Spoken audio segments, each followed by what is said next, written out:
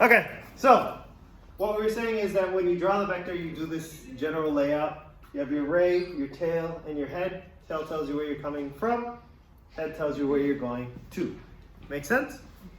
Now, when we talk about these ray diagrams, these vector diagrams, each ray, each arrow, okay, only represents one motion in one direction. So if I'm traveling like this, and I decide to turn and travel like this, I have to draw another diagram. Does that make sense? Okay? You can't just make a long line with bends and twists in it and call it a vector. It has to be a straight line in a specific direction. It could be a horizontal line, it could be a vertical line, it could be a diagonal line, but it has to be a straight line. Every change in direction requires a new vector. Does that make sense? Yes?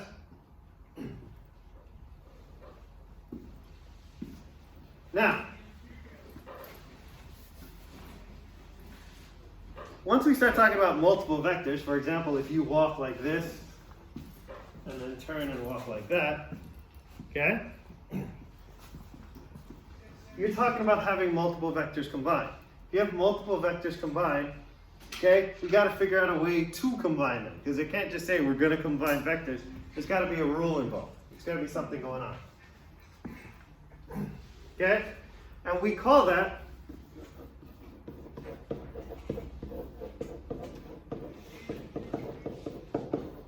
vector addition. Vector addition is when you combine vectors, multiple vectors, in one image, in one motion. Okay? Yeah, and maybe it came back, but I'm just not playing with it right now. Okay, so when we talk about vector addition, okay, what you're trying to do is you're trying to take the individual vectors, okay, and combine them to make what we call a resultant, or an answer, or a sum.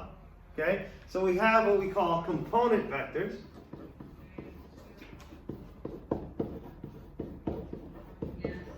And these are small vectors that get added up to make what we call a resultant vector. So components are the pieces that you put together to make the resultant. Does that make sense? So you can think of the resultant as the sum of the components.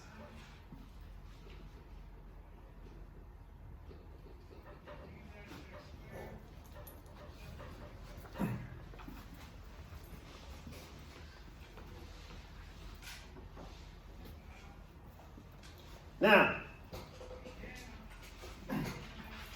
since the resultant is the sum of the components, we got to figure out how do we do it. Now, when we're talking about sum, right, S-U-M, the sum is always what you get from adding things together, yes?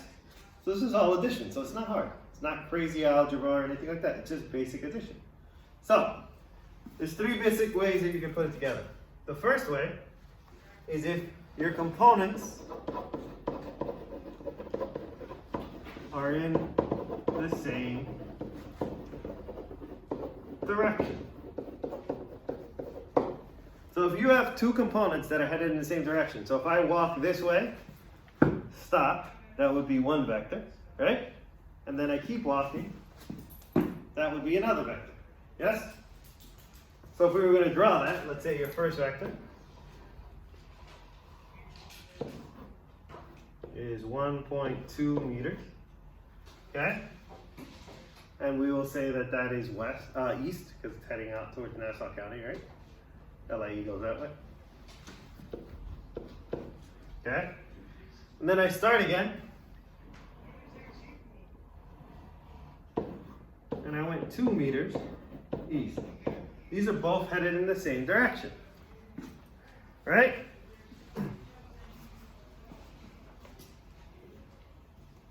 If I wanted to find the value, the magnitude of the resultant, I would add the vectors together. 1.2 meters east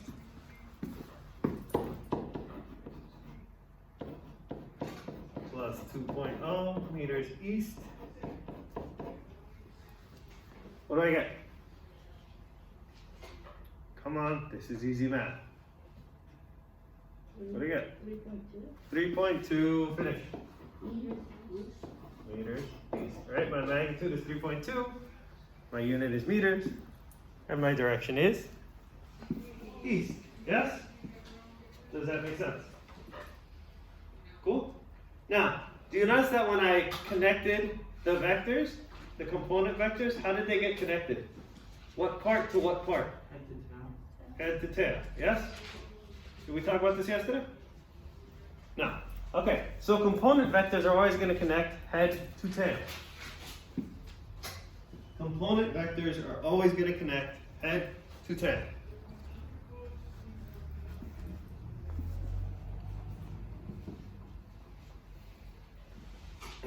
So you see that right here, right? The head of this guy, we'll do it in different colors so they stand out. So we had our red vector like that. The head of the red vector is connecting to the tail of the green vector. Does that make sense? Cool. Whenever you connect components, whenever you draw them, because you're going to have to draw them out, you're going to connect them from head to tail. Does that make sense?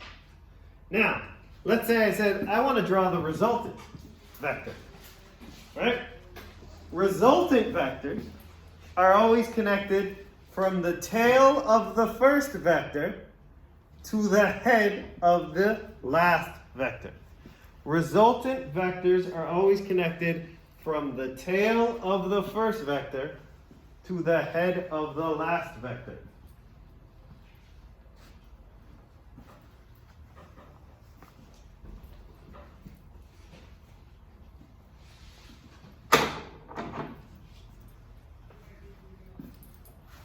So, which is the first vector in this picture? What's the first vector? All right. Give me the number. 1.2, right? So you would go from the tail of the first. And what's the last vector? Come on, this is not hard.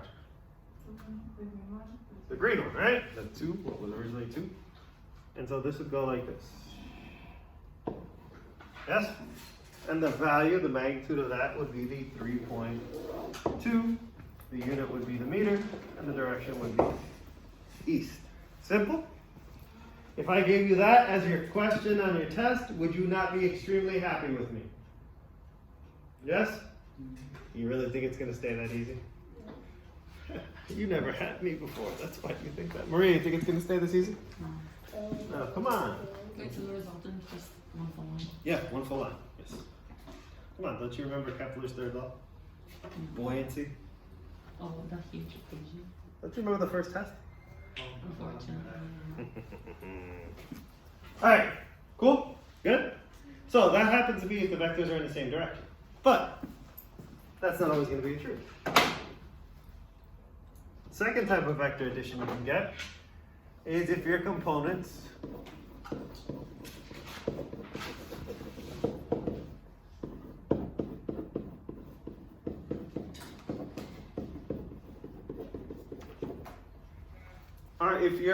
are in opposite directions.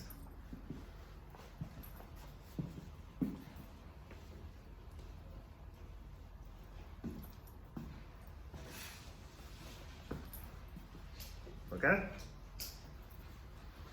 So we'll do the same thing. I'm going to walk forward, stop, turn around, and walk backwards, right? Now, did I walk all the way back? No, because it started off at the desk. Okay? So if we were going to draw that out, if we were going to put a diagram for that, right? We would have had our first vector. Right? Let's say 1.2 meters east. Then we had our second vector. right? We connect it the right way from the head to the tail, right? Yes? Cool. And we went like that. Let's say that was 0.8 meters. We're just picking numbers. 0.8 meters what? West. Does everybody understand that? Now, if we were going to draw a resultant, same rule applies. You go from the tail of the first to the head of the last. So you would start with which tail? The red tail or the green tail? Red tail. And you would go to the green head. So that's your resultant. Does everybody understand that part?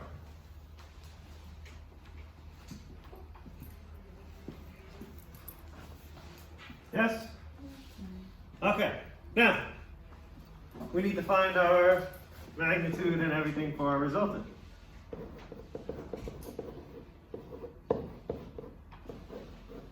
The magnitude of r. How do we do that? It's still vector addition. So you would still do 1.2 meters east plus 0.8 meters west. That's a problem. Because when you get the answer, your answer is going to come out west-east. West? West is not a direction. West is like the name of Kanye West's next kid. But it is not a direction. Okay? You can't have two opposite directions in the same equation. It doesn't work. So what can we do? We talked about this with direction. What can we do with the direction to make it make more sense? Instead of using west and east, what's the other type of direction that we could use? No.